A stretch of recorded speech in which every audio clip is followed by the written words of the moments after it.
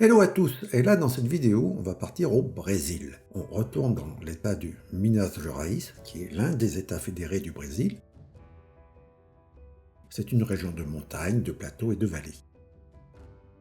Minas Gerais, cela veut dire mine générale.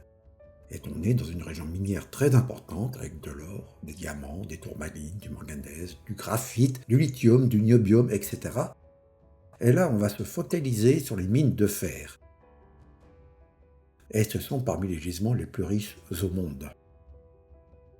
Alors ici, on va travailler avec Google Earth sur des photographies satellitaires et pour fixer les choses, on va se fixer des repères géographiques.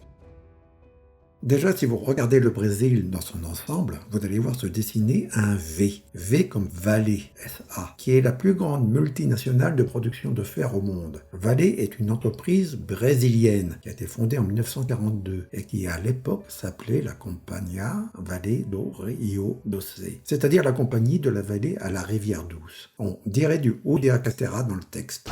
Elle est douce. Ah ouais. Et ce qui nous intéresse, c'est la pointe du V. En effet, ce sont les grandes métropoles. Ici, vous avez Rio de Janeiro, et plus à l'ouest, vous avez Sao Paulo. Et si vous remontez de près de 300 km vers le nord de Rio de Janeiro, vous avez la capitale du Minas Gerais. C'est Belo Horizonte, métropole de plus de 2 millions d'habitants. On va zoomer sur cette capitale, et cette capitale a été construite autour d'anciennes mines. Belo Horizonte, cela veut dire bel horizon, et justement, de Belo Horizonte, on peut s'offrir un très beau panorama sur les montagnes du sud. Et c'est cela qui va nous intéresser, le sud de Belo Horizonte, car c'est une région qui est bien reconnaissable vue d'en haut. Il s'agit de ce qui est appelé le quadrilatère du fer. En portugais, c'est le quadrilatero ferifero. Et au vu de ce que je vais vous montrer, j'aurais presque envie de parler plutôt du quadrilatère de l'enfer, ou quadrilatero do inferno. Le quadrilatère du fer, c'est une zone de la taille d'un département français. Excusez du peu, cela a la forme d'un carré, et ce sont des gisements d'or, mais surtout de fer. Et au début, on est dans le pays des Tupis, ces peuples autochtones qui étaient là bien avant l'arrivée des colonisateurs portugais. Et les Tupis, c'était une peuplade qui vivait nue au contact de la nature et qui pratiquait le cannibalisme sur les ennemis qui étaient tués à la guerre. Et si je parle de tout cela, c'est parce que les Tupis ils ont laissé leur empreinte, et les Brésiliens, c'est le résultat d'un métissage entre les Portugais, les esclaves noirs, et les autochtones comme les Tupis et les autres peuplades. Alors ces grandes exploitations minières, c'est très facile à reconnaître. C'est lorsque l'on voit ces zones déboisées, ces zones où la roche elle a été mise à nu, souvent à flanc de montagne. Ce sont des zones où les eaux et les sols sont de couleur rouille bien prononcée. On a compris, on est dans des zones très polluées par le DMA, le drainage minier acide. Les mines, elles sont situées sur les flancs de montagne. Les lignes de crête, elles se situent environ à 1300-1400 mètres d'altitude. Et ces lignes de crête, elles délimitent des bassins en forme de cuvette circulaire. Et là, on est à des altitudes entre 800, 900, 1000 mètres. On est sur le plateau brésilien. Là où ça surprend, c'est que ces lignes de crête, elles forment un réseau en ligne tentaculaire assez allongé, sur plusieurs dizaines de kilomètres. Vous voyez, cela a la forme d'un poulpe. Et des lignes de crête, il y en a qui sont orientées est-ouest, d'autres nord-sud, et on a du mal à comprendre la logique de tout cela. On expliquera cela dans une autre vidéo.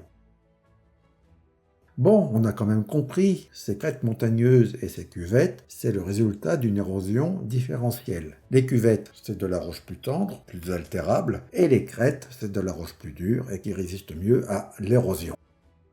Alors tout cela, cela a commencé comment? Eh bien, cela a d'abord commencé avec la découverte de veines d'or, Minas Gerais, en 1697.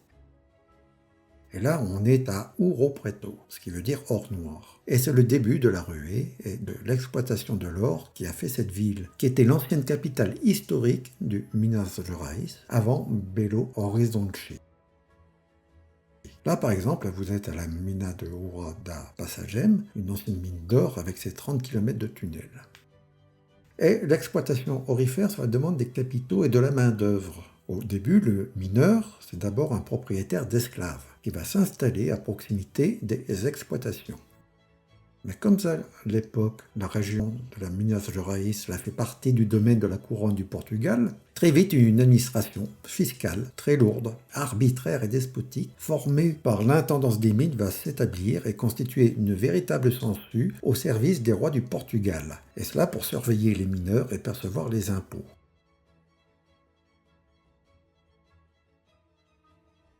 Et comme souvent, cela va se terminer par des tensions, des révoltes récurrentes, de la contrebande et de la corruption. En 1789, nouvelle insurrection. Ouro Preto, qui s'appelle à cette époque Vila-Rica, est la ville la plus riche et la plus peuplée du Brésil. Mais les mines d'or du Minas Gerais s'épuisent, la production baisse, les caisses sont vides et le roi du Portugal a besoin d'argent. Les impôts ne rentrent plus dans les caisses de la couronne, les rentrées fiscales baissent de manière inexorable. Le gouverneur de la capitainerie du Minas Gerais fixe de nouvelles règles. Déjà, on devra s'acquitter d'un impôt minimum, qui est de 100 arrobas d'or, et si cela n'est pas suffisant, on devra payer une surtaxe. Des propriétaires fonciers, des militaires, des membres du clergé et des intellectuels, qui sont influencés par les idées des Lumières en France, se réunissent pour conspirer. Mais le complot est déjoué, puisque l'un des membres du mouvement trahit en échange de l'annulation de toutes ses dettes fiscales envers la couronne. L'un des meneurs, Tiradentes, est arrêté et il est condamné à mort. Alors pour bien comprendre l'importance de cette région minière, on va faire un panorama rapide des mines de fer les plus importantes avec quelques chiffres. Pour fixer les choses, je vais resituer tout cela dans la production de minerais de fer mondiale. La production mondiale en 2021, elle est de 2,6 gigatonnes de minerais avec une teneur moyenne de 61%. Vous voyez, un terrien moyen par an, il a besoin de 300 kg de minerais de fer. Ça tient dans un gros sac de 65 litres. Eh bien, le Brésil, là-dedans, c'est de l'ordre de 400 mégatonnes pour une teneur moyenne de 63%. Cela représente environ 15% de la production mondiale. Et le quadrilatero ferrifero, ce sont des réserves de 17 gigatonnes de minerais, vous voyez. C'est une estimation donnée dans les années 90. Alors, quelques exemples. Vous avez ici la mine San Marco Alegria, autrement dit la mine de la joie, la mine de l'allégresse. C'est une mine de fer, elle est énorme. Cela serait la deuxième plus grande mine de fer au monde. En 2012, c'est une estimation de près de 3 gigatonnes de minerais avec des teneurs de 40%, en réserve prouvée et probable. En 2012, cette mine elle a produit 22 mégatonnes de minerais, et la mine devrait fonctionner jusque dans les années 2050.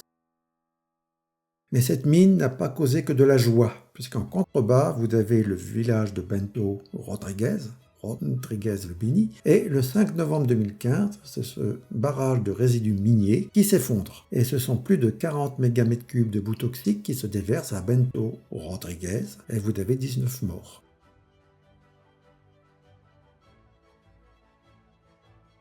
Et c'est l'une des pires catastrophes environnementales du Brésil. Et près de 3 ans plus tard, rebelote. Le 25 janvier 2019, une nouvelle catastrophe du même type se répète. Cette fois, c'est 12 mégamètres cubes de résidus liquides miniers qui se déversent sur la petite ville de Brumadinho. Brumadinho, ça veut dire petite brume. Et là, ce sont 270 personnes qui sont mortes, englouties dans ce torrent de boue, avec des dégâts environnementaux incommensurables. Et enfin, vous avez toutes ces grandes exploitations que l'on voit, comme par exemple Vargem Grande, qui signifie grande plaine, Pico, qui signifie sommet, et Sapecado, qui signifie grillé. Voilà, c'est fini pour cette vidéo. Je termine juste par quelques photos de cet enfer de bruit, de poussière toxique, d'eau polluée et de paysages dévastés. À bientôt!